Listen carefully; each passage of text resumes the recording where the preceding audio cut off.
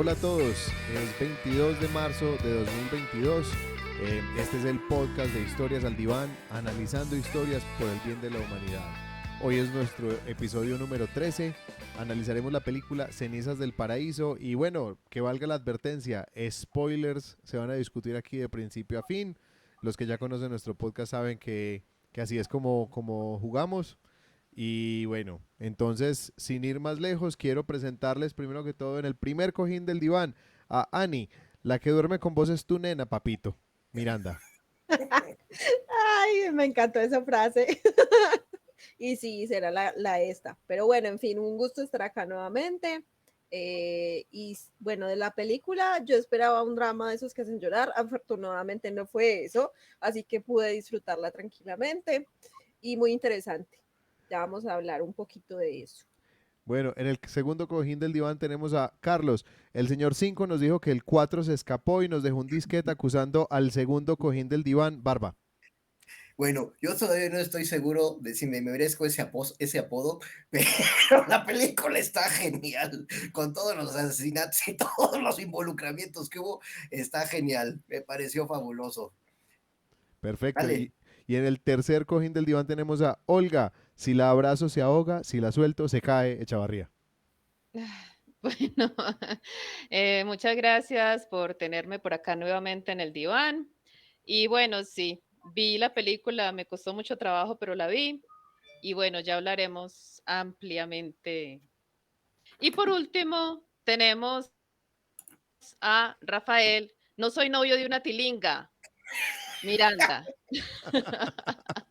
Sí, definitivamente no. Bueno, muy contento de estar aquí otra vez en el podcast de Historias al Diván, analizando una película que, bueno, a mí me dejó marcado desde que la vi en cine en 1998, Cenizas del Paraíso. Esta es una película argentina dirigida por Marcelo Piñeiro.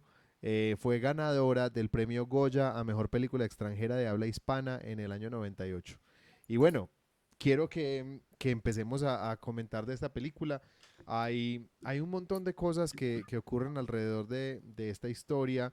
Es una historia que no está contada de manera lineal, pero la trama es tres hermanos confiesan el mismo asesinato, el asesinato de una mujer, el mismo día que su padre muere, al parecer, al parecer lanzándose por un edificio.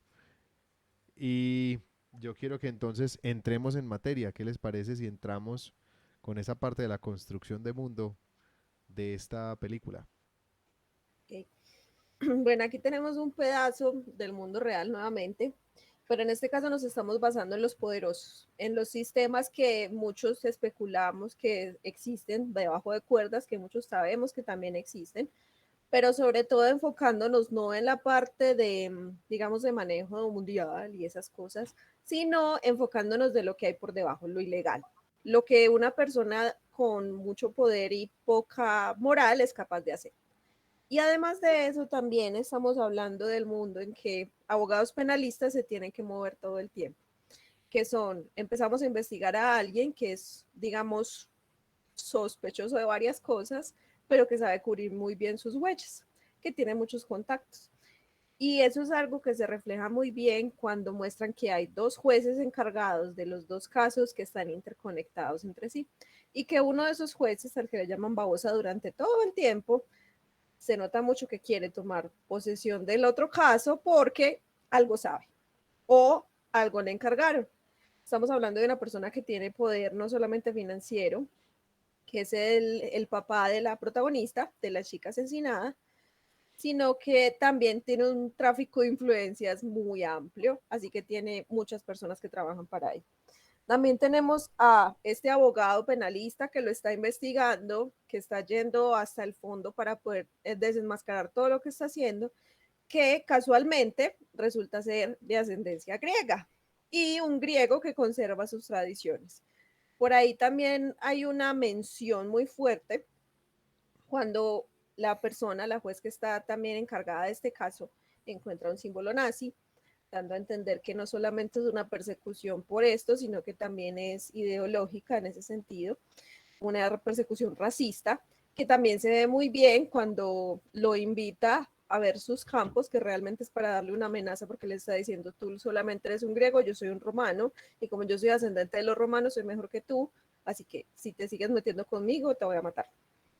Eso, palabras más, palabras menos, es lo que pasa ahí. Y tenemos a los 3 hermanos y a la hija, que casualmente la hija resulta involucrándose con uno de los hermanos, yéndose a la casa del griego, del romano cree que la están usando, el papá del griego sospecha o está prevenido, pero no tanto, y resultan los 3 enamorándose de ella, aunque también ella, digamos que no colaboraba mucho en ese aspecto. Y bueno, lo del montaje también para matarlo. Eso considero que fue una construcción requete cineasta y en parte conveniente, pero eso ya lo ahondaría en la parte de que habría hecho mejor.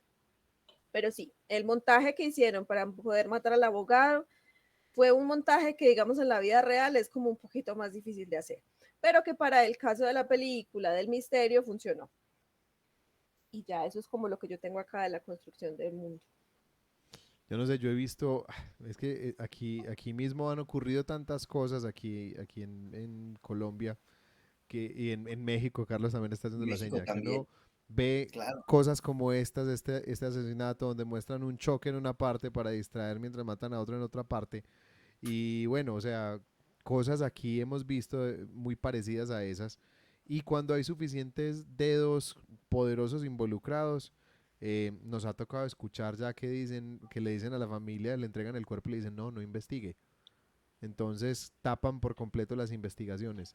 Es algo que de alguna manera esta película también está denunciando de cosas que ocurren en nuestros países. De una muerte causada por poderosos que el sistema no entra a juzgar porque esos poderosos son más poderosos todavía que las instituciones. Eso es Sí. algo que a mí me parece muy doloroso también de ver, sobre todo de ver el espejo en la vida real. Ahí la jueza dice, haga lo que haga, no será justicia. Esa es la mejor frase de la Esa película. frase a mí me encanta. Sí, ¿alguien más quiere? Efectivamente, Ah, dale. yo ahora que comentabas, pues aquí también en México vivimos en un país que está dominado por mafias, por no decir una, realmente vivimos, no sé si a- por el narcotráfico, por el poder en general, llamémosle, ¿no? Y como bien señalas, hay muchas cortinas de humo, hay muchos temas ideológicos y se aprovecha en muchas ocasiones la ignorancia de la gente, la situación que estamos viviendo de descontento, de desigualdad. Y obviamente, pues esto nos lleva a preguntarnos, ok, ¿y cómo le hacemos entonces? Este tema que mencionó Ani al final, el de la justicia, yo lo quiero tocar más al ratito, pero de verdad, ¿cómo puede haber justicia en una situación así? Entonces, así como está construido el mundo de la película, la verdad es que es una puesta en escena de lo que estamos viviendo en la vida real, donde esos casos pues, son aparentemente de película, pero yo creo que son demasiado reales, ¿no? Y el tema del poder es muy fuerte, es muy controlador, entonces a mí me fascinó el cómo está llevada la película. Ya entraremos en mi sección de las lecciones de vida, pero me fascinó realmente lo que es la construcción de mundo. Cómo tomaron además las escenas del Palacio de Justicia de Argentina y cómo ilustran todo Buenos Aires. Y bueno, la verdad es que está fascinante toda la construcción de mundo basada que esta ubicación en tiempo está en el año del 96, 97, donde sacan por ahí hasta yo siempre quise un cabriolet, es un Golf cabriolet. Híjole, la chava esta trae el Golf cabriolet padrísimo, exactamente ideado y ahora sí que tal cual de la época. También la jueza, creo que llega en un Atlantic, no sé qué carro sea, un Jetta de aquel entonces, sí, pero con su chofer, ¿no? Era el lujo. Entonces hay la construcción de mundo perfectamente bien ambientada. Hay una escena en la computadora en la cual, ojo, ella no tiene computadora en su escritorio. Quién sabe cómo le hacía para intercalar todos los datos y hacer todas sus correlaciones y demás, pero el legista o su achichincle, su ayudante, que estaba todo el tiempo en la computadora, Yeti. usa una computadora Yeti, usa una computadora de los años 90, ¿verdad? Arcaica ¿Cómo totalmente. dijiste? Ayechincle. Achichincle. El achichincle es el Achi- ayudante. Ya sabes, tú que eres Achichincle. filóloga. Aquí las palabras que utilizamos son muy variadas. Tenemos la espiroqueta cuadrada de la chafaldrana izquierda. Ten- Sí, Pero es muchas como, de esas vienen del Porque las náhuatl, ¿no? cosas, los mexicanismos son muy cle, cli, mm, tlatletli. Pero eso todo Es viene Ah, del náhuatl. cuincle, tlatzleco, Eso tlats. todo es del eso, náhuatl. Es que a mí Tlatelolco, me eso, tocó Quetzalcóatl. estudiar, eso me tocó sí, sí, estudiar eso en sí la se da universidad. muchísimo. Se da Xochimilco. muchísimo eso, pero no sabría decirte exactamente por qué. No, es por el Todos Por la náhuatl. los lengua pueblos de nativa, como aquí, dice Ani, todos los pueblos por son el náhuatl. Ujú. Tlalpan, Tláhuac, mencionaste, che, está Xochimilco. De hecho, yo Mm. vivo en una zona que era antes el lago de Xochimilco, ¿no? Y sí, Ujú. pues son palabras que vienen de Del, nuestros del, ancestros, de de la los lengua en náhuatl, sí. vienen de los mayas, de los olmecas, de los Mm. aztecas, palabras que están de hace mucho tiempo, de los olmecas, de los mayas, en fin, pues ahora sí que palabras de hace muchísimo tiempo, ¿no? Y sí, Ujú. tla, tle, tli, está Y las la X, cuatlicue, las está Q. Tenochtitlan, en fin, hay unas Huitzilopochtli. palabras preciosas. Sí. ¿Perdón, Rafa? Huitzilopochtli. Huitzilopochtli, por Mm. supuesto, uno de los más grandes dioses de nuestra cultura. En fin, Ah, Ah, la construcción de mundo de la película, volviendo al tema que nos ocupa, fascinante, realmente cómo lo llevaron, cómo lo escenificaron, los personajes, todo está perfectamente bien, bien entrelazado, bien armado. Me fascinó la construcción de mundo de la película. No, y nos llevó también a la época los disquetes, los cassettes, Claro, el reproductor de cintas, el pasacintas. O sea, hay un montón de elementos que lo llevan a uno a la época. El monitor del computador gigantesco. hoy mucha gente no conoce eso, ¿eh? Mm. O sea, si yo le presento a mi hijo, mira, esto es un disquete, va a decir, ¿y dónde te lo metes, verdad? Porque ya no hay, ya es tecnología O obsoleta. sea, ese es el icono de guardar. Sí, pues claro, pero ah, al fin y al cabo es una película del 97. Claro. exacto. Entonces, pues en ese momento sería lo último, pero exacto. Sí, ya hoy en día eso son Sí, era cosas la época. arcaicas. Era la era época, la época tal obviamente. cual. Bueno, entonces pasemos a nuestro análisis con Olga de las narrativas y lenguajes de esta película. Bueno, ese recurso de empezar una historia por el final o casi por el final es muy utilizado pues tanto en la literatura como en el cine y me Mm. pareció bueno, me pareció bien, porque de alguna manera cuando uno ya conoce el final, uno está atento a mirar cómo llegó a ocurrir lo que ocurrió. Y de entrada plantean un interrogante, ¿cierto? Al fin, ¿quién la mató? Si tenemos un cadáver y hay tres tipos, ¿cuál, pues, auto, o bueno, confesando, yo iba a decir que autoincriminándose, confesando el crimen, entonces, ¿quién fue? ¿Y por qué la mataron? Entonces, eso me pareció un buen recurso narrativo. Me parece que en literatura también es un muy buen recurso porque hay muchos libros que empiezan también por el final y uno quiere saber al fin qué pasó y muchas veces hasta el título le dice, ¿cierto? Mm. Entonces, ese recurso me gustó. Lo que sí no me gustó fue más adelante cuando hay, bueno, mencioné al principio que me costó mucho ver la película. Uno de los aspectos fue el acento, a veces yo no entendía y tenía que devolver qué dijo. ¿Qué? Y yo tenía que parar la película y devolverme y volver a escuchar así muy atenta qué habían dicho. La jerga, porque nosotros estamos muy familiarizados como colombianos con la jerga mexicana, por ejemplo, de tantas telenovelas que hemos visto y de que la mayoría de los programas de televisión el doblaje era en México, entonces cuando escuchamos slang de México es muy natural y lo entendemos. Pero cuando ellos mencionan el slang argentino que no estamos tan familiarizados, o por lo menos yo no, yo decía, ¿qué es eso? Y tenía que inferir más o menos de lo que estaban hablando, qué significaba. Entonces la jerga me dificultó también mucho entender la película. Y ciertas escenas que yo me quedaba como, bueno, al fin, ¿qué pasó? Y tenía también otra vez que volverlas a mirar. O sea, la narrativa a mí se me dificultó. Y yo pienso que el lenguaje del cine, hay ocasiones, pues yo no sé, dicen por ahí que cuenta tu aldea y contarás pues el mundo, pero en este caso me pareció una película extremadamente local. Entonces a mí me costó trabajo.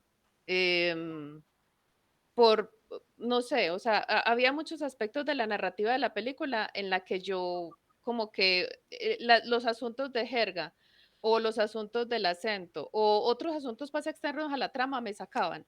Y yo tenía que parar y volver a empezar. Me costó mucho trabajo. O sea, si yo no hubiera tenido que ver esta película para este programa, tal vez no, tal vez la hubiera dejado porque me costó trabajo. Pues para mí, o tal vez porque estaba en YouTube, tal vez por la Mm. calidad que tenía, no sé, de pronto con un sonido más nítido, de pronto fueron también problemas técnicos, porque aquí en Colombia han hecho unas películas, por ejemplo, no sé si conocen Los Presentes Rodrigo de No Futuro, Sí. Sí. que la vi hace muchísimo tiempo y los asuntos técnicos pues son absolutamente fatales.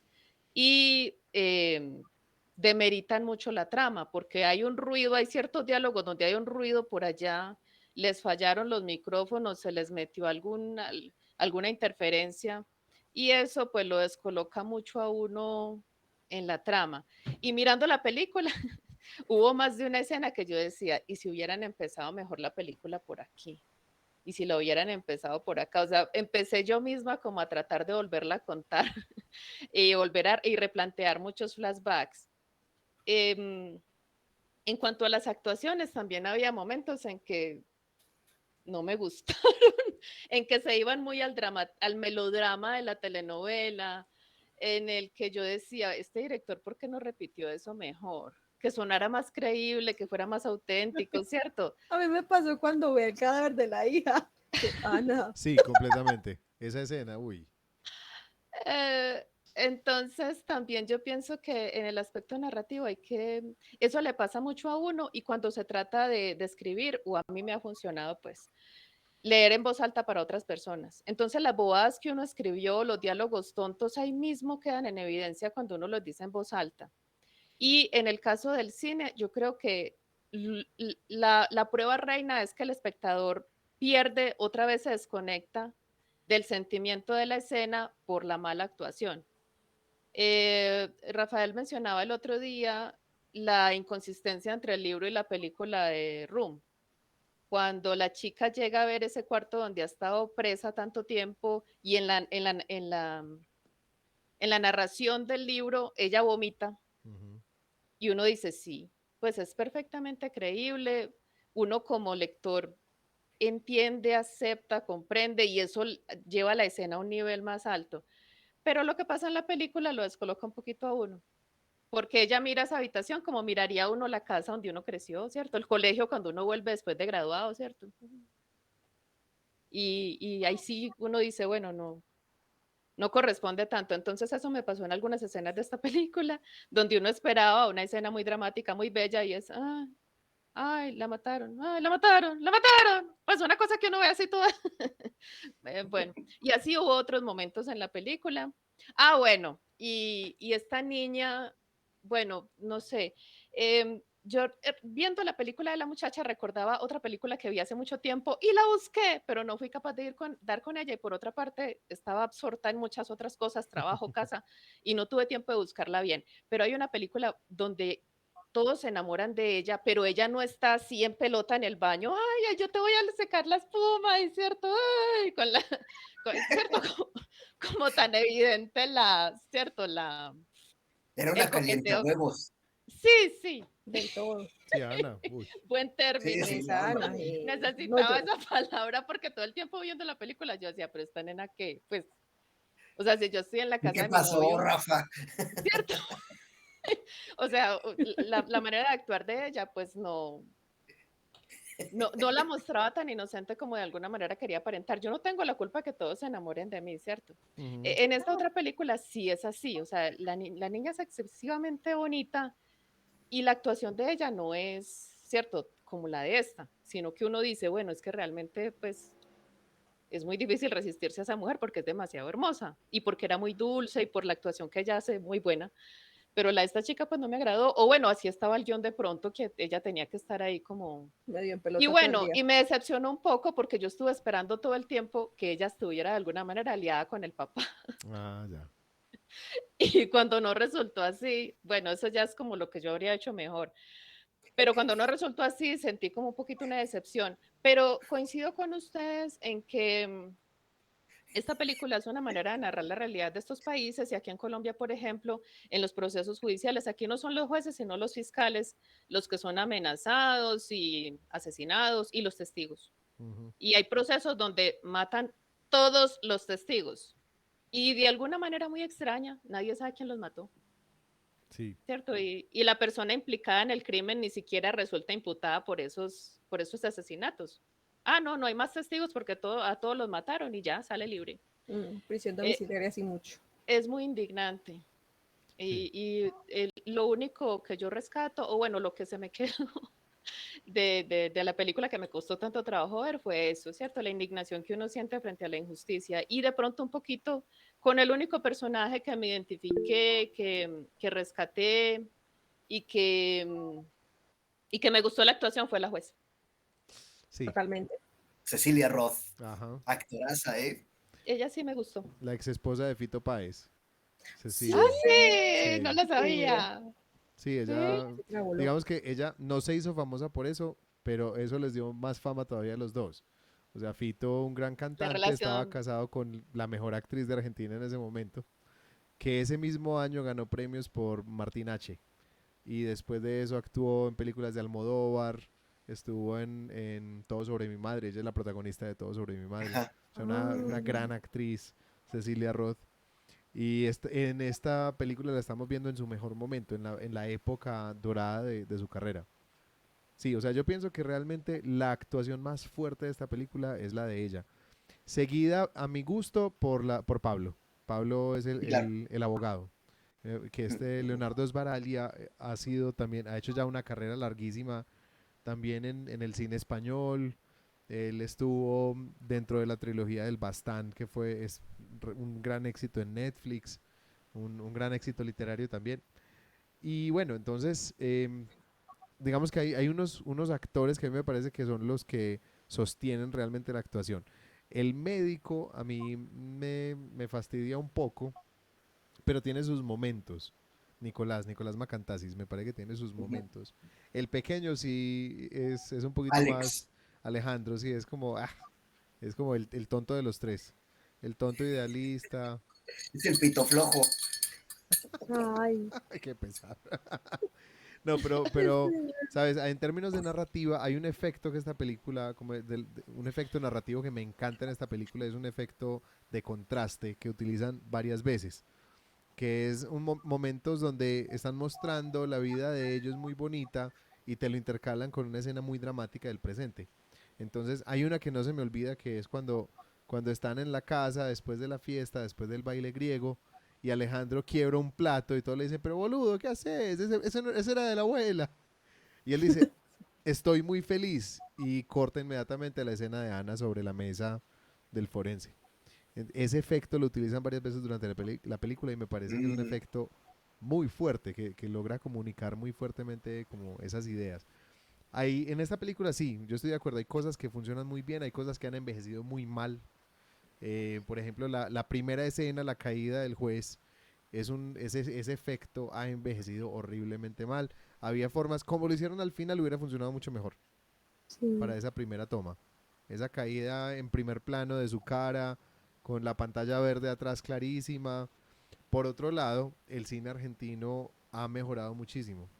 Entonces la calidad técnica ha mejorado mucho, la mezcla de sonido ha mejorado muchísimo. En esa época recuerdo mucho que el cine argentino sufría mucho de esto, sufría mucho de problemas de mezcla, que por momentos se escucha muy fuerte, por momentos casi no se escucha, le toca a uno estar cambiando el no está volumen con el que está normalizado. escuchando. Exacto, entonces eso por ejemplo me parece que hace que esta película sufra.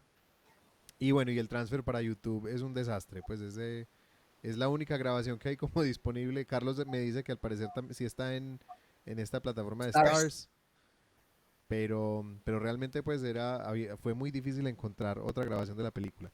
¿Qué les parece si vamos a esta parte? ¿A qué diría Freud?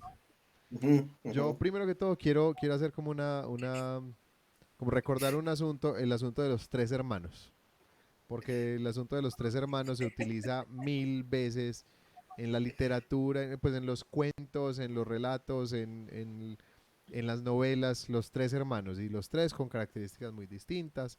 Em, En esta tienen el abogado, el médico y el fotógrafo. El El hippie. artista, el hippie de pelo largo, que siempre el tercer hermano es el más El loquito. virtuoso, el loquito, el que se sale del molde.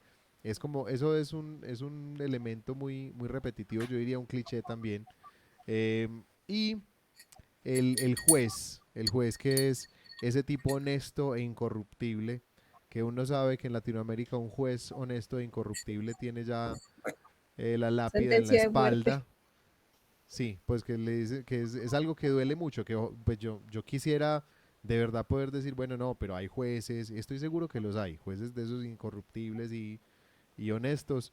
Sin embargo, está eso en el imaginario popular, que el juez que sea completamente incorruptible, aquí lleva una lápida, como decía una enfermera que yo conocí, le toca empezar a cambiarse el apellido a cada vida. Entonces, es un asunto muy doloroso, uno sabía que este juez estaba en muchísimo peligro, especialmente cuando empieza él mismo a decir, no, pero pues ella no tiene por qué saber lo que hace su papá. Él cree, él de alguna manera decide creer en ella, es una decisión consciente que él toma y se la dice también al papá de ella. Le dice, lo casual también existe. No estés leyendo conspiraciones donde no hay. Nosotros podemos tener otras cosas, pero lo casual también existe. Hay algo que a mí me duele mucho como dicho, porque digamos que cuando uno mira las cosas desde Freud, habla mucho desde el lenguaje, de aquello que se dice y aquello que no se dice. Cuando este juez Martínez, Babosa Martínez, llega donde la jueza Teller y le dice, vamos a manejar esto con mucha prudencia. Esa frase de manejemos esto con mucha prudencia es una frase que a mí me molesta profundamente porque detrás de eso se esconden todas las intenciones de tapar, de poner, hacer las cosas por debajo de la mesa. Entonces, sí, esto es como con respecto a esta parte. Con respecto a Ana, es un personaje que sí quería yo entrar un poco más a analizar. Porque Ana a mí me parece que es claramente un ejemplo de una persona con un trastorno límite de la personalidad. Es una persona, digamos que como en la definición clásica de Freud de la histeria, es una mujer que está viviendo su vida tratando de ver si el otro, si el otro es capaz de quererla, si el otro es capaz de desearla. Todo el tiempo, toda su vida ha sido también esa lucha por el amor de su padre que quiere y no quiere, esa dualidad de sentimientos por el padre. Y llega una familia de 3 hombres, eh, supuestamente enamoradísima de uno, pero no logra salirse de esa pregunta de será que pueden desearme, será que pueden quererme. Lo hace de manera inconsciente y lo que pasa con estas personas con trastorno límite de la personalidad es que cuando se encuentran con que el otro sí los desea, el momento en que el otro actúa con ese deseo va más allá de lo que ellos realmente querían.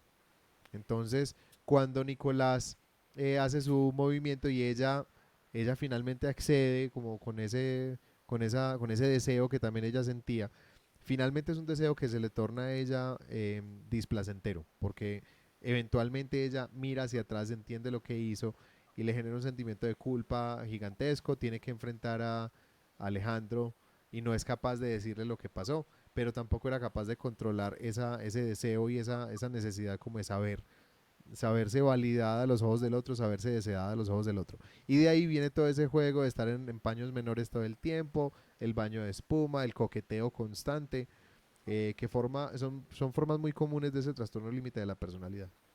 Y bueno, y esa reacción final que yo pienso pues que esa no se la endilgaría yo al trastorno límite de la personalidad, sino a la decepción ante darse cuenta que su padre era un asesino y va y le grita asesino, le tira la evidencia en su cara. Eh, pero el padre tiene ese dicho que me parece que tiene mucho que ver con el manejo de él con esa relación con su hija con trastorno límite y es, si la abrazo se ahoga, si la suelto se cae. O sea, ella quiere que la suelte, pero cuando la suelta inmediatamente quiere que le restituya el amor que le está soltando.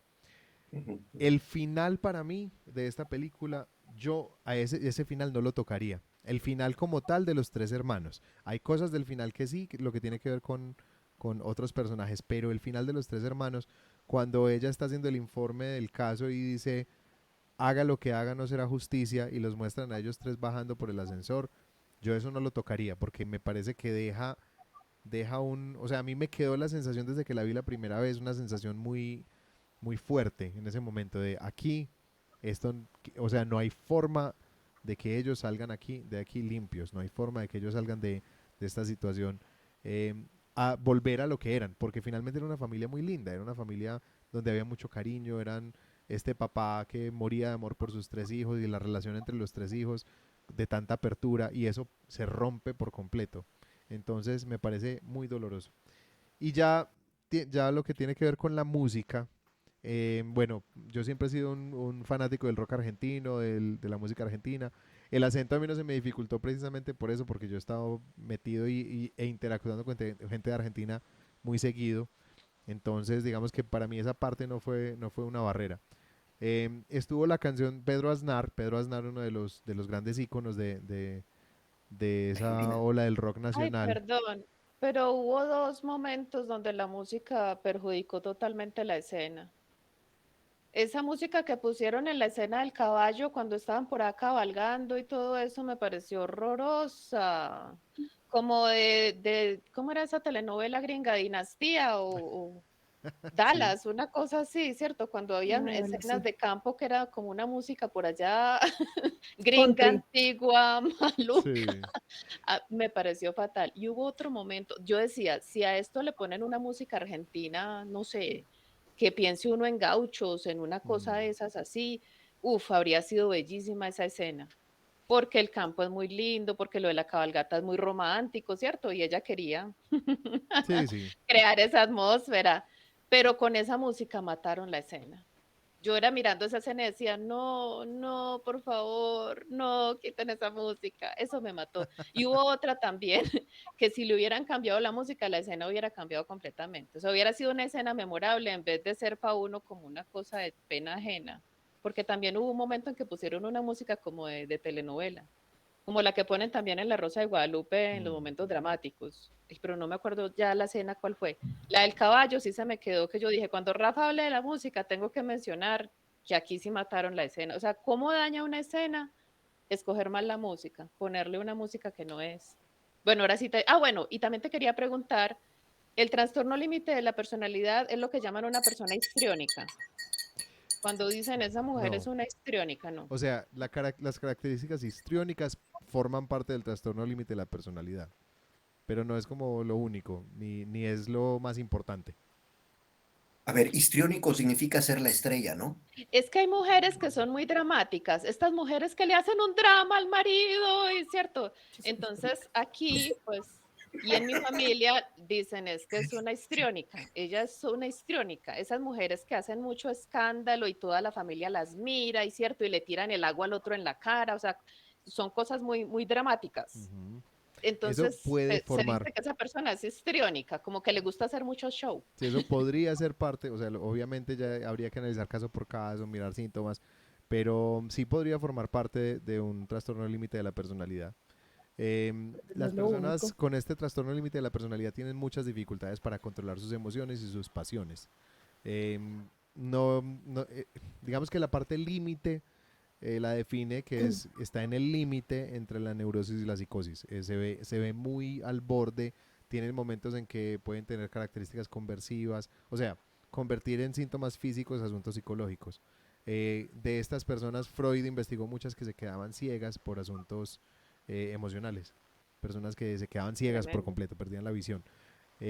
Digamos que la forma más común de esto es las personas que sufren de colitis, o sea, esa inflamación del colon que está directamente relacionada a asuntos emocionales.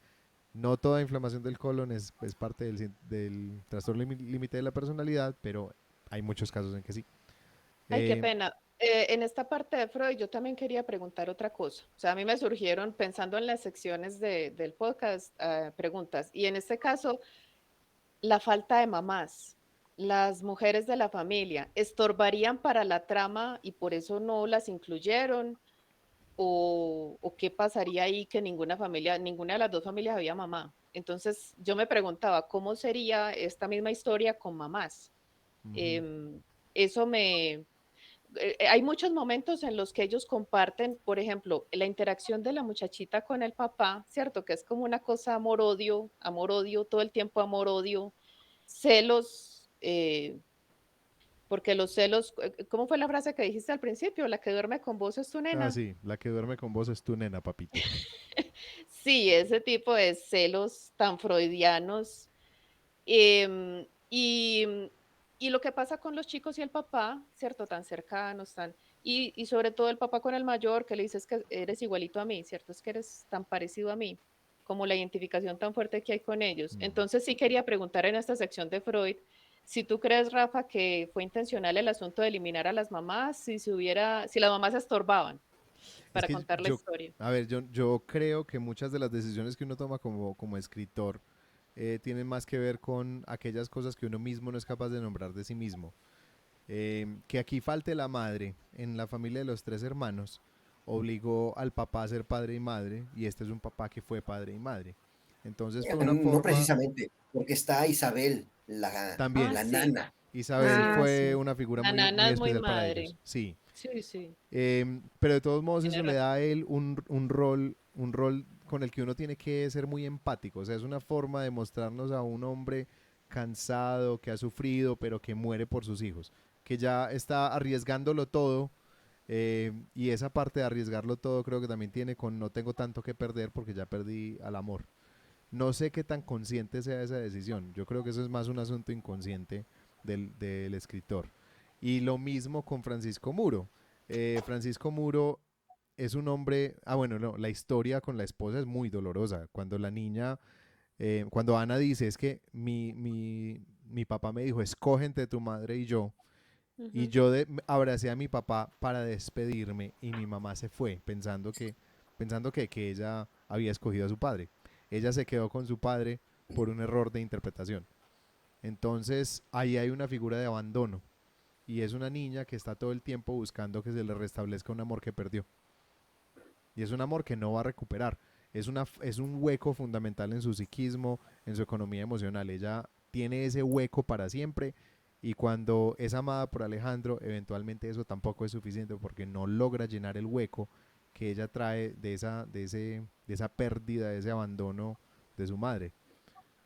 Yo pienso que Pero sería Rafa, otra historia. la relación de ella con el papá también es muy poco sana. Claro. Es una relación pues muy mala. Sí, yo pienso lo mismo. Y peor cuando el padre llega y se consigue la novia que era la mejor amiga de ella. Ahí Horrible. eso termina de poner una tensión sobre la relación que ella nunca puede superar, que ella se queda el resto de su vida actuando casi que su vida es una protesta contra su papá. Pero al mismo tiempo es todo el tiempo buscando, cuando se encuentra con el papá, es buscando el cariño del papá. Entonces son sentimientos muy ambiguos, muy ambivalentes y muy dicotómicos hacia el padre. Oigan, ya nos pasamos el tiempo, pero yo quisiera hacer un comentario. Traigo cuatro, tres más uno. La primera es, esta película de verdad hace de esa frase de el incesto, el juego que toda la familia puede jugar. Pasen a ver aquí al cine, muchachos. Segundo, el papá Muro, el empresario, más allá de medio libidinoso que la ve muerta, todavía la encuera, ahí parece que hasta le está agarrando una chicha y dices, oye, ¿qué onda con este papá? Este ya va más allá de querer ver a su hija muerta, este ya trae intenciones adicionales. Otra situación de análisis es Nicolás mata a su caballo. Mm, Se supone que era lo que más quería, ¿no? sí. Oscuro, pero lo mata. Y quema el árbol. Y, y quema el árbol. Y el cuarto punto, Pablo, el hijo abogado, está bailando con la novia, pareja, la licenciada Carolina Miranda, y se le Ajá. acerca Bonito la de los apellido calzones. tenía, muy bonito el Sí, muy lindo. apellido. Divino, divino. Pero qué curiosidad que ustedes sean Miranda, es otra cosa, estas casualidades que existen en la vida. Oiga, no, pero en serio, Pablo que está con la Carolina, se le acerca la de los calzones flojos y Pablo se olvida por completo de su pareja. Me Sí, parece sí. digno de análisis, ¿no? Porque además es descarado en la forma en que lo hacen. En fin, reflexiones para el tema de la Pero ella sección de también, pues lo Sí. ve con su novia y va, ay, que ya te arreglé, te voy a compensar lo de la espuma en el baño, tú y yo, ¿cierto? Pues Y Mm, ellos ya se sabía que eran mujeriegos, tanto Nicolás eso. como Pablo. El único que no Sí, era mujeriego era Alejandro. Sí, correcto. Sí, sí, pero de todos modos, o sea, sí, yo pienso bueno, con la escena de la morgue, yo pienso que es fácil leerla así, pero, o sea, yo estoy de acuerdo con que el actor que hizo de Francisco Muro en esa escena no logró comunicar lo que tenía que comunicar. Y cuando un actor no logra Ujú. comunicar lo que necesita comunicar, puede verse confuso. Yo creo que la escena es el dolor de un papá viendo cómo me Eso dañaron sí, a mi hija, cómo apuñalaron a mi hija, más allá de sí, que esté viendo el torso desnudo. Yo pienso que es más como eso, cómo rompieron a mi hija de esta manera. Pero para eso se necesita también un mejor actor. O sea, para mí Francisco Muro es uno sí. de los actores más débiles. Creo que en la escena en la que hicieron el diálogo de los griegos y los romanos funcionó muy bien. Pero creo que es la única escena en que lo vi fuerte. En todas las demás escenas me parece que le faltó como esa profundidad dramática que de pronto sí Sí. le vi a Pablo, que de pronto le vi en algunos momentos a Nicolás y que le vi al papá. Al Sí, papá que sí no, y faltaban a Cecilia. matices y faltaba como una transición. Este actor pasaba de una expresión muy dulce a una cosa muy violenta. Entonces faltaba, ¿cierto? Como que se fuera como molestando, que se fuera incomodando y después Un crescendo. Sí, Sí, pero bueno, la actuación no ayudó en escenas que eran muy importantes como la de la morgue. total.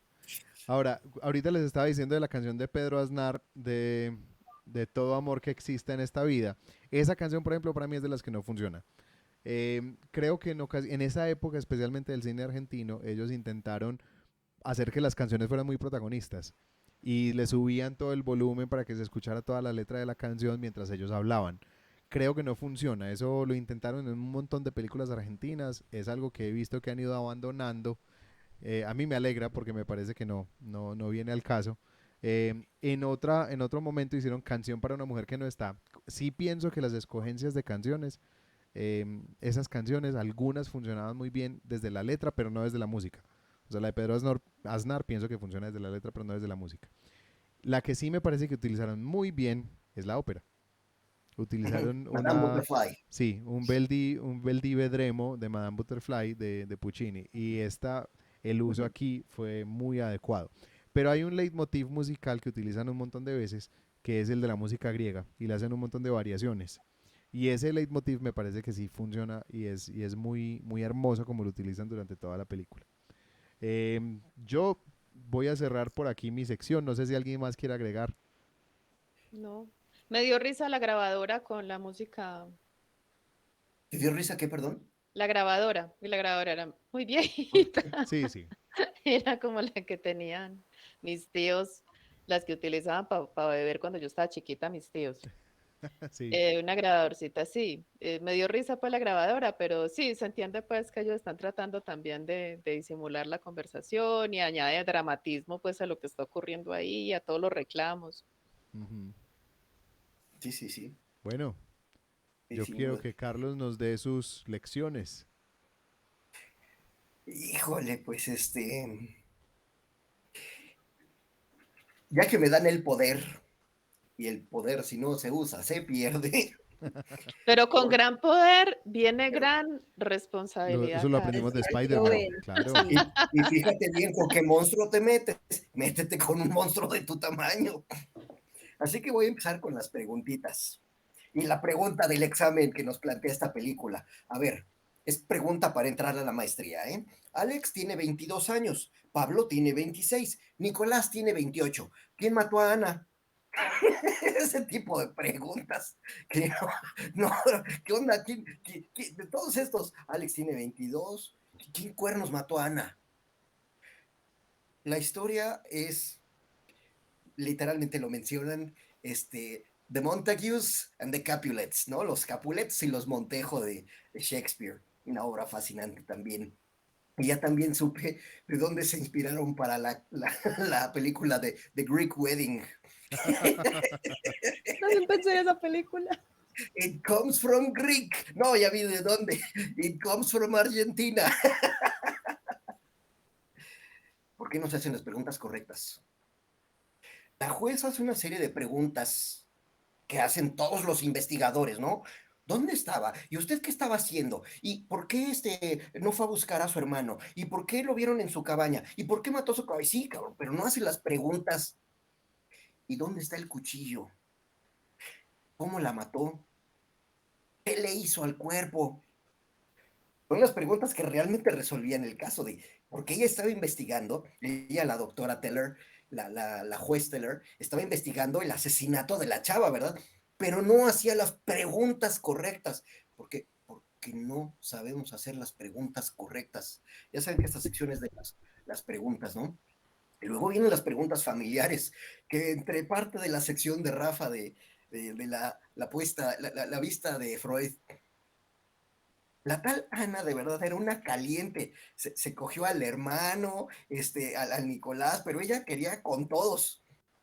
¿Cómo le dices a una hija, oye hija, te están usando? ¿Qué tal cuando el doctor ya literalmente se está metiendo con la novia del hermano? ¿Hasta dónde se le deben poner límites a las relaciones? ¿Hasta dónde debemos permitir que nos gane la calentura?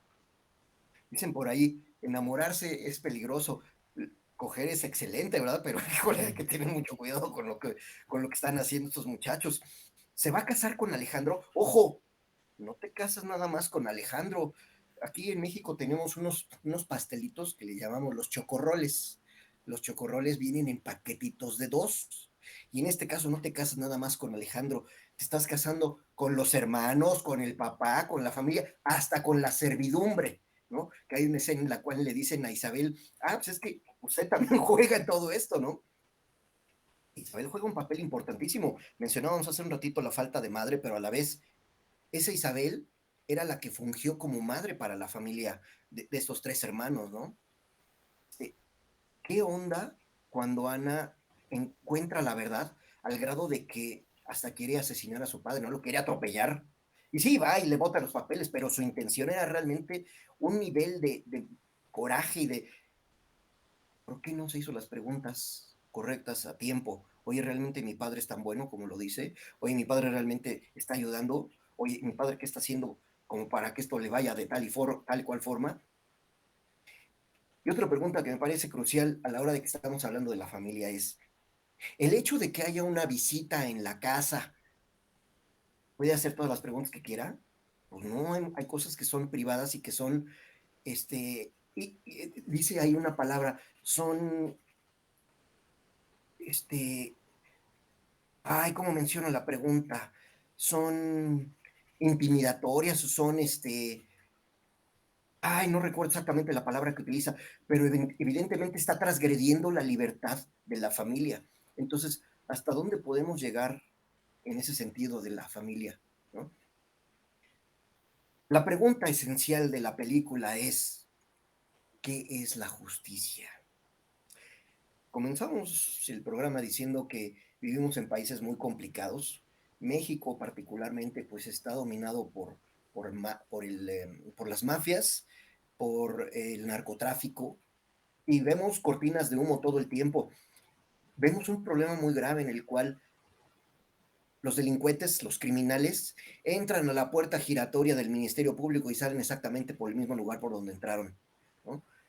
Y bueno, aquí la juez dice, es que yo no me voy a conformar con menos que la verdad o tu, o tu, o Cabeza. tu cabeza, ¿no? Yo no iba a decir la cabeza, pero Yo estoy salvando la patria aquí antes de que claro, encuentres la hace palabra. decir una palabra muy, Mejor. muy Pero profana. cuando la encuentre, no crean que no la va a decir. Sí, Sí, sí. seguro la dice ¿Qué igual. es la justicia? Últimamente en México hemos visto muchas desapariciones. Tenemos el caso de Ayotzinapan, un pueblo que perdieron a 43 personas. Vivos se los llevaron y vivos los queremos. Claro, los queremos, por supuesto, pero ¿qué pasó? Y luego, pongamos que los encontramos. ¿Cuál va a ser la justicia? ¿Nada más regresarlos? ¿Qué es la justicia entonces? En el caso de una violación, tenemos ahorita un caso muy famoso de una... No quisiera meterme en ese caso, una violación, a la edad que haya sido. La violaron, pero y entonces lo reclama y lo hace público y se hace todo un escándalo. Órale, la violaron. ¿Qué más podemos hacer? ¿Dónde está la justicia? Últimamente hemos tenido muchos asaltos en el transporte público con armas donde no solo te ponen la pistola, sino la disparan y hay muertos. Y matan a la señora que no quiso entregar su celular, ¿verdad? ¿Dónde está la justicia? No la justicia que va y atrapa al ladrón y ahora lo mete a la cárcel. La señora, su familia, el pueblo, clama justicia. ¿Pero qué es la justicia?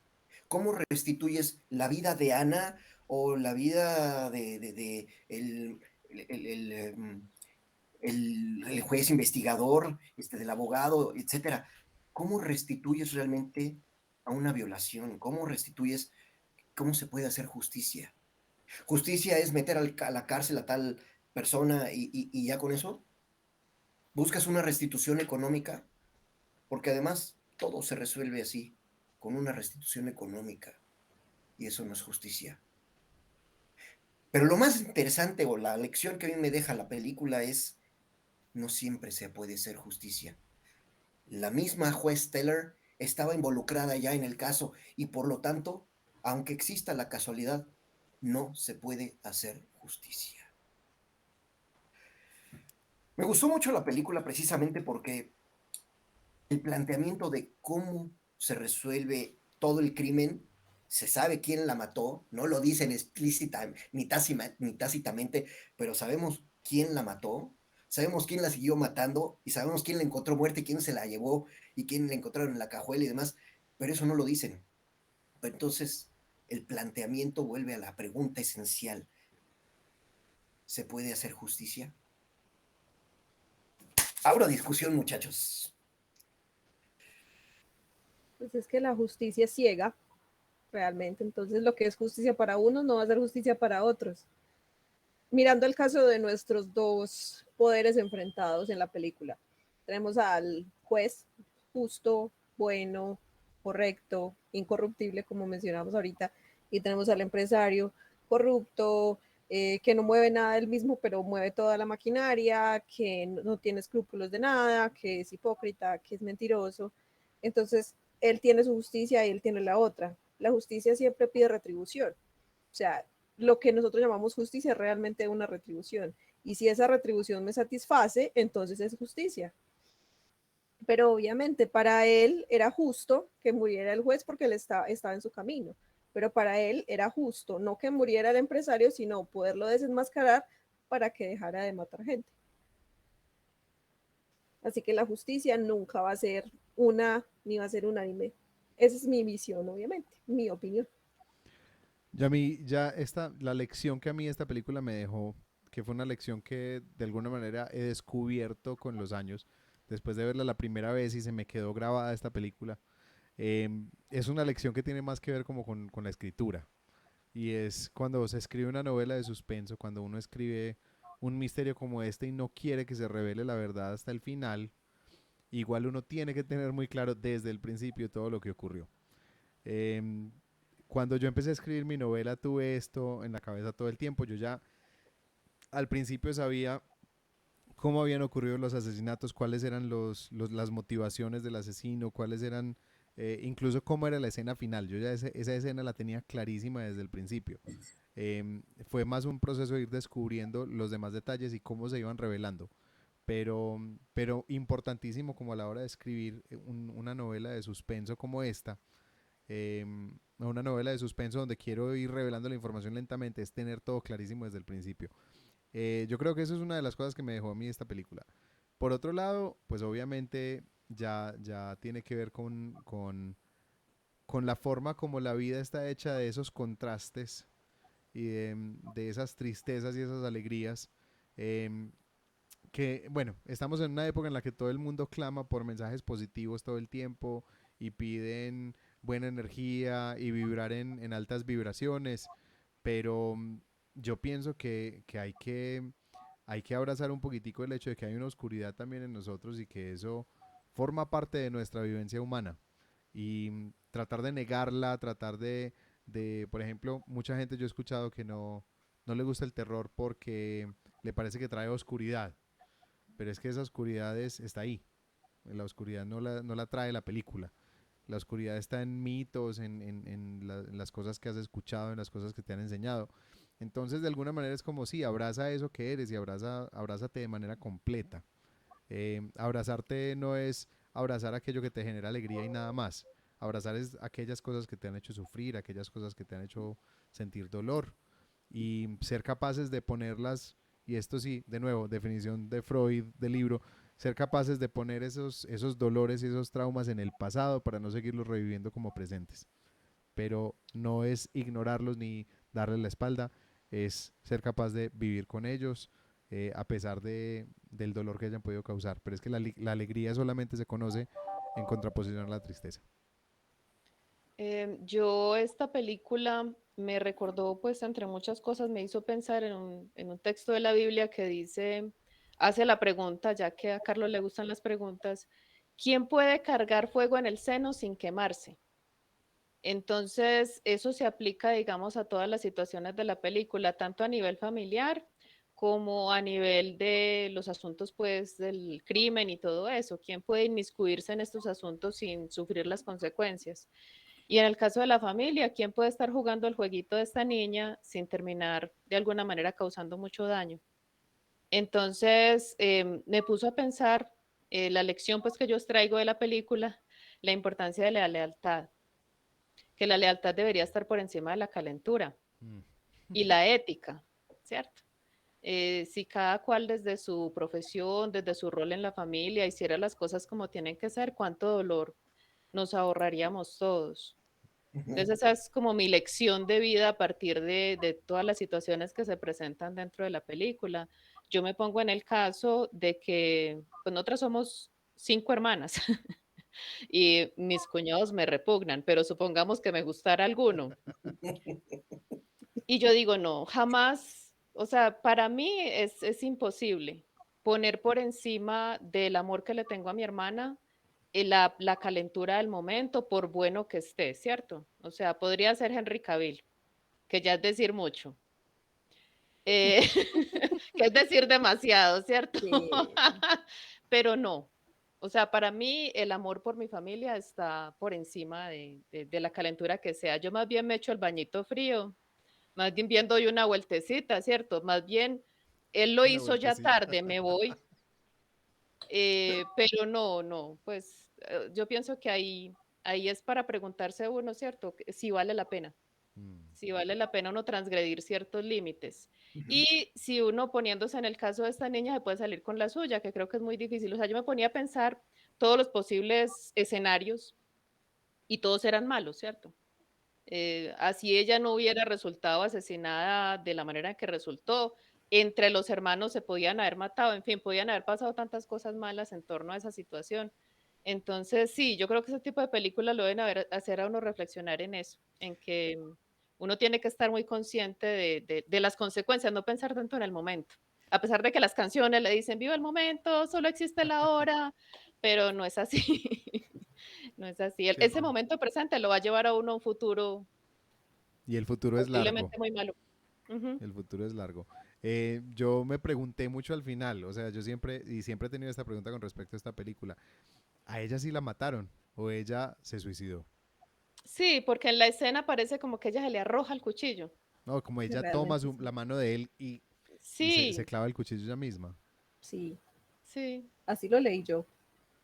Yo no vi Sí, eso, pero sí tienes razón. Fue pues una como colaboración conjunta sí. Lo que Digamos pasa del que es él uno que, estar. tenía Se el juntaron el dolor, hambre y las ganas de comer. sí, el problema es que sí, algo Sí, así. sí. probar eso sería muy difícil, o sea, Sí, Sí. que él diga, no, es que ella cogió mi mano y se clavó el cuchillo ella misma, el cuchillo que yo tenía en mis manos. Yo creo que no Sino hay que él ningún también tenía su juez. rabia y también tenía su rencor y también estaba en un momento muy complicado. Entonces, sí. queda como una ambigüedad ahí que es buena. Eso me parece que es bueno, es positivo de la Ujú. película, Es que que no eso, todo está tan ese cantado. final ambiguo a mí me encanta en esta película, que no te Sí, Ujú. cantan, te dejan como eso tan abierto a tu interpretación que lo deja uno, hay un efecto ahí como de metáfora muy pesado al final, que me gustó mucho.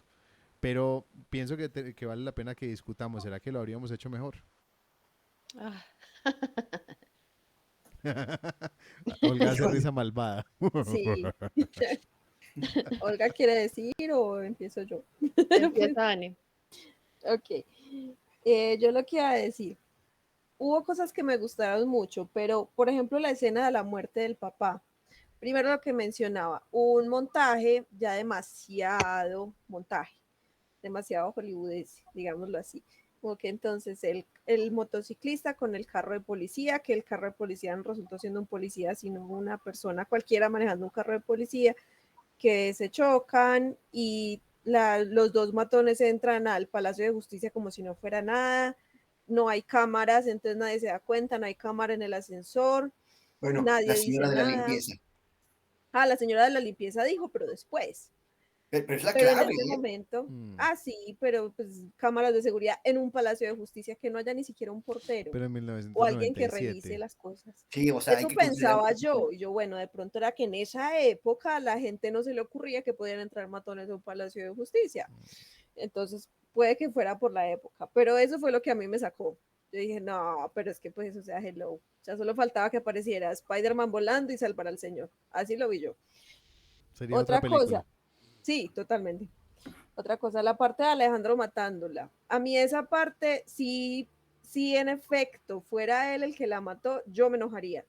Porque, a ver, el desarrollo de ese personaje nunca se prestó como para que simplemente por dolor o bueno, sí, estaba en mucho dolor, pero como para que llegara así tan fácil con un cuchillo, no, porque él nunca fue de eso. O sea, más fácil se lo habría creído al doctor o a Pablo, pero no a él, por el personaje, porque él era el bonachón de los tres y por cómo la trataba, cómo la cuidaba. Por eso yo digo que si realmente, al menos así lo vi yo, él realmente al final se frena, a pesar de su dolor y todo, y es ella la que decide tomar el arma y enterrarse. Otra cosa que tampoco me gustó y que me habría parecido que habría sido mejor si se abordara de otra manera, la parte en que ella va a confrontar al papá y le tira todas las pruebas.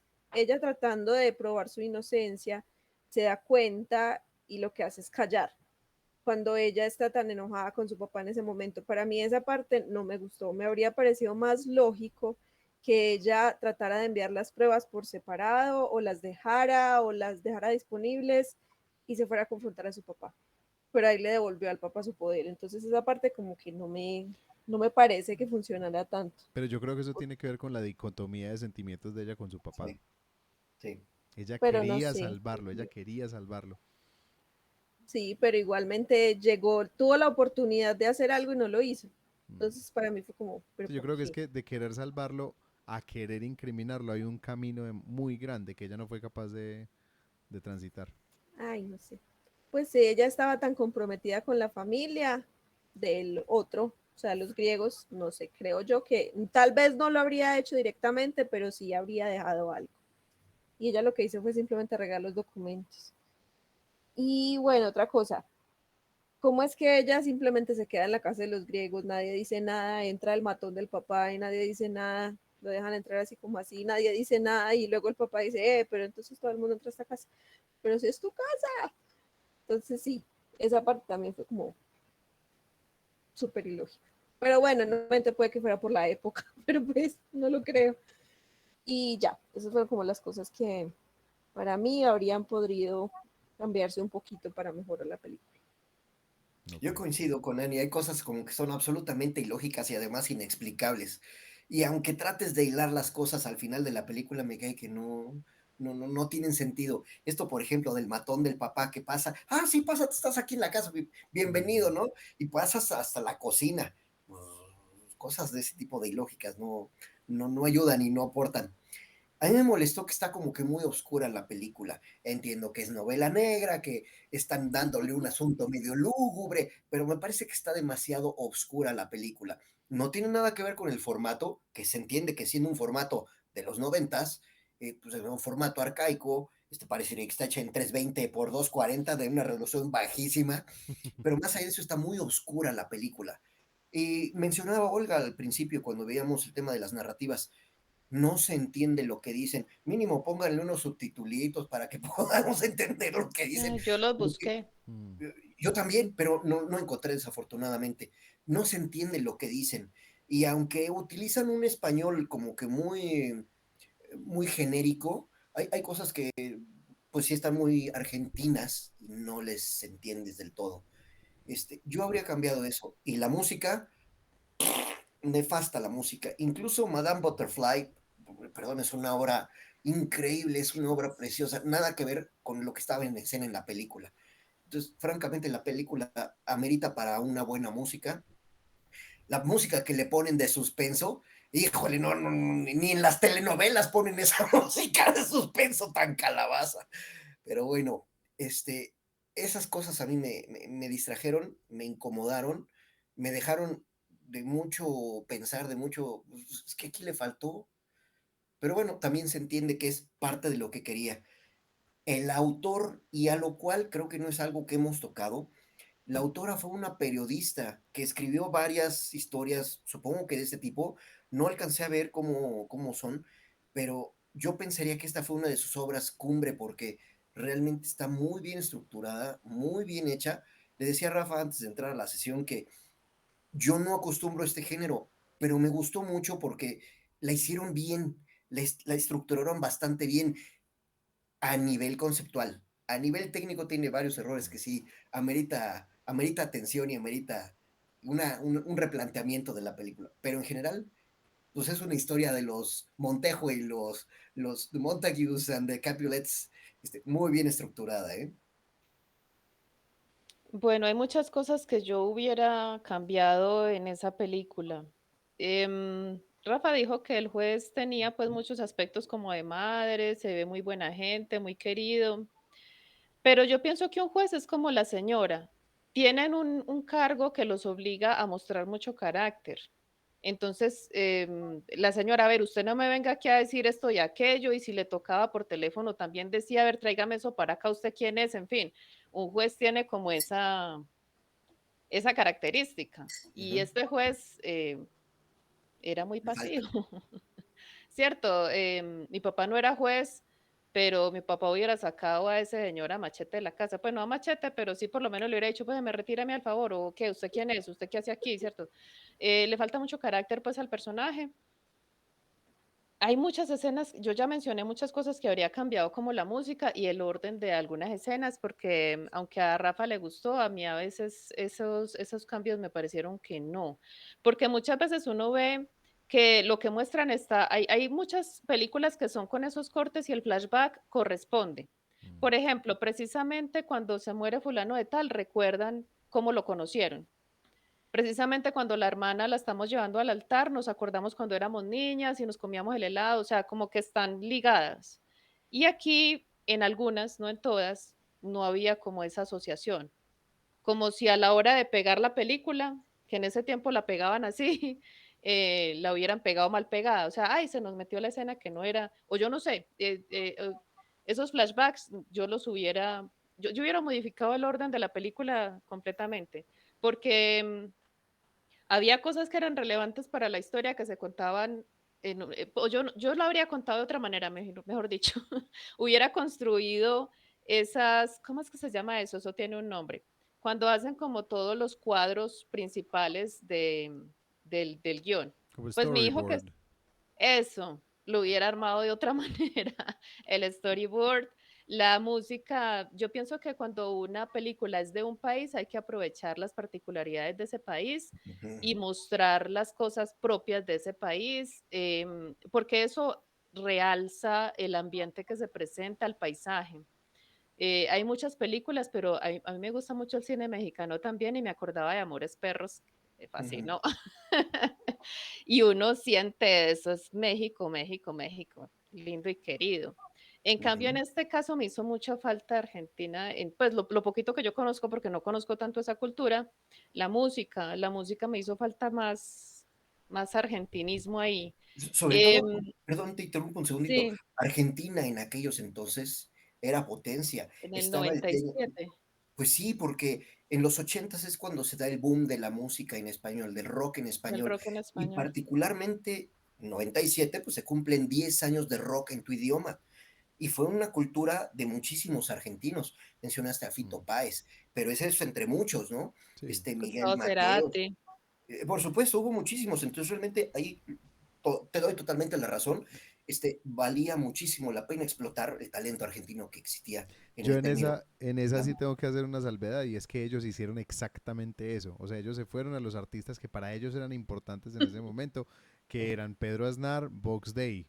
Eran dos grupos, o sea, Pedro Aznar, un cantante Sí, Rafa, de ese pero rock había nacional. escenas donde la música era No, no, desastrosa. entiendo eso. Lo que pasa es que creo que la mala elección es precisamente porque se apegaron demasiado a la idea de utilizar el rock nacional, como Ah, ese bueno, icono de ellos en ese porque, momento. porque había figuras de pronto más internacionales, pienso yo, no sé. Sí, o podrían haber utilizado como una banda sonora compuesta específicamente para esto y no como Mejor. canciones de Ujú. estos autores. Sí, Pienso que hubiera funcionado mejor. Yo estoy de acuerdo con lo de la música, lo que pasa es que no creo que haya sido por falta de utilizar lo argentino, sino por falta de pronto hacer un, De buen por uso. ejemplo, explotar el leitmotiv que ellos tenían de esa música griega argentinizada, que convirtieron el leitmotiv de lo griego en una milonga en algún momento, pero que Porque lo el rock, utilizaran el mucho rock mejor. incorporó mucho eso, el rock en español de esa ujú, época incorporó mucho la tradición que ellos tenían. Sí, Hay muchos, hay bandoneón, hay cosas ahí metiditas donde el rock en español, yo creo que eso fue el éxito de ellos.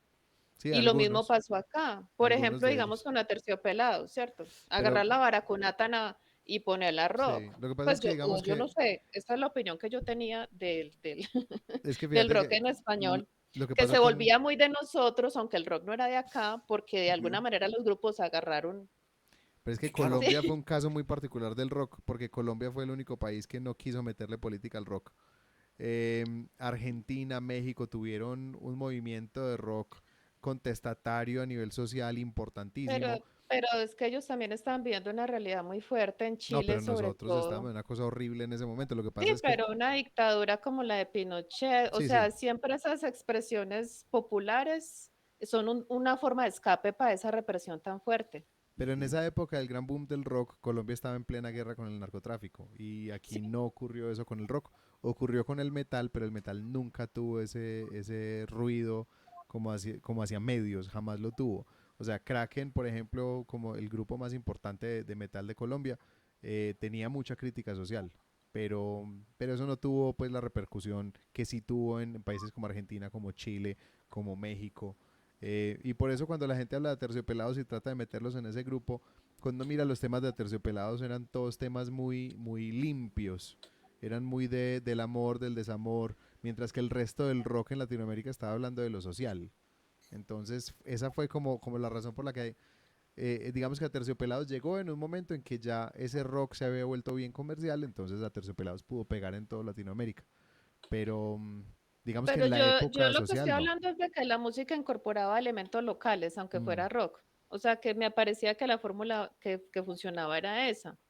Que nosotros aquí en Colombia no utilizamos tanto los instrumentos andinos como abajo en el cono sur, estos enanitos verdes y esa música así, o sea, yo pienso que ese era el éxito de esa música, porque de alguna manera la gente la reconocía como propia porque tenía elementos propios.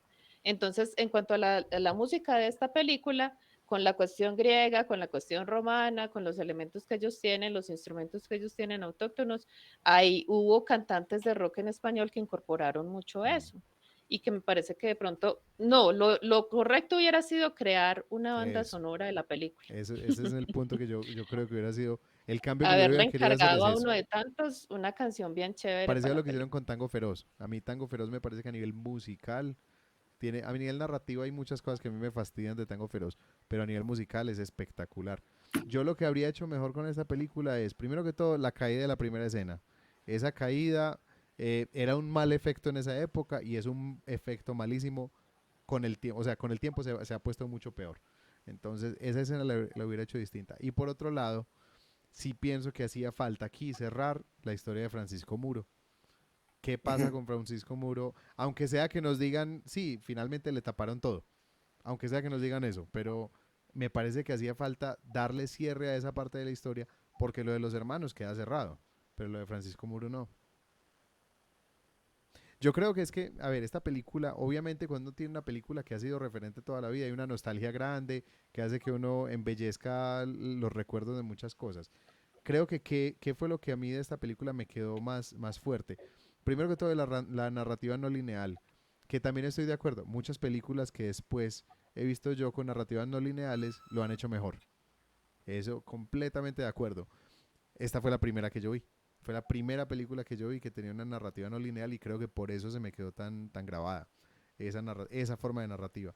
Estoy de acuerdo que hay cosas del orden que no funcionan, que hay cosas del orden que se podrían haber mejorado, pero sí me acuerdo mucho que esa fue ese primer enfrentamiento con una narrativa no lineal y me encantó.